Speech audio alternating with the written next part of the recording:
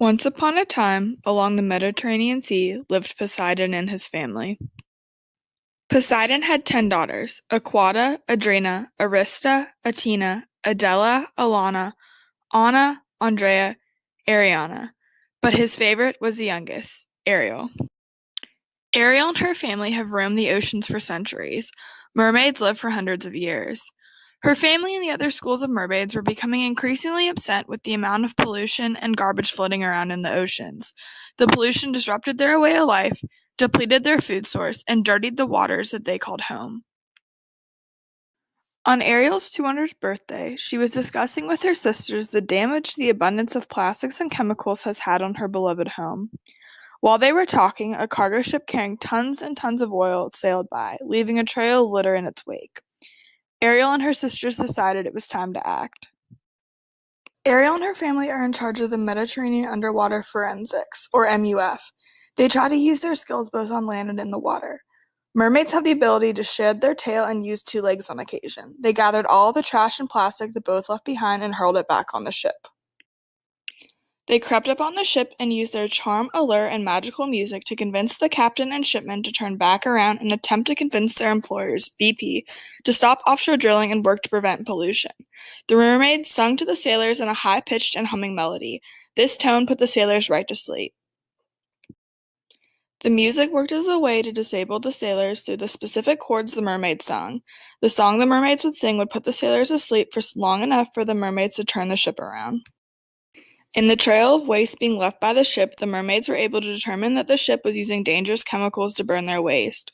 Through their own arson investigation, the mermaids found that the chromatography and mass spectrometry of the trash directly matched that of a dangerous chemical that is highly harmful to aquatic life. In order to capture the captain of the ship, Ariel smashed a glass bottle over the head of the captain. This left glass shards broken all over the ship's floor.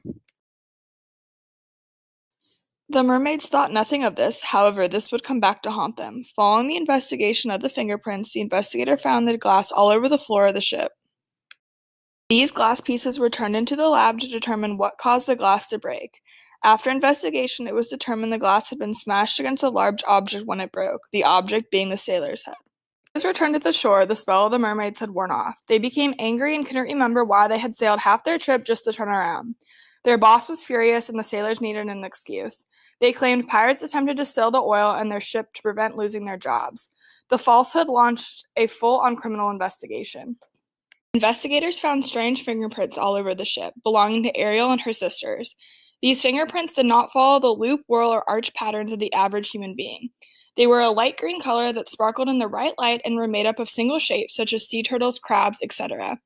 If it wasn't for the ridges of these prints, one might assume it was a stamp that made these unusual impressions. These investigators were understandably stumped and left with no answers as to who these pirates might be. Meanwhile, Ariel and her sister saw a decrease in litter in the ocean. When a ship would be traveling through the sea leaving a trail of waste polluting the ocean, a mermaid would call out to their fellow mermaids for help. This call would come in the form of a song with a low pitch. The low pitch can travel far across the ocean and be heard for miles. This signals for others to come and help fight against the pollution of the ocean. The mermaids began boarding more ships, convincing the sailors to turn back, and the sailors forgetting why they had turned back once they reached the shore. When the sailors had to answer to their employees, they all used the same excuse. Soon everyone was searching for these pirates. One investigator thought he was the bravest of them all. He set out on his own to find these culprits.